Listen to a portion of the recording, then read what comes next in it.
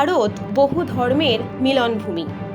হিন্দু, বৌদ্ধ, মুসলমান, জৈন, খ্রিস্টান সব ধর্মের সমন্বয়ে ভারত এক মহামিলন তীর্থ।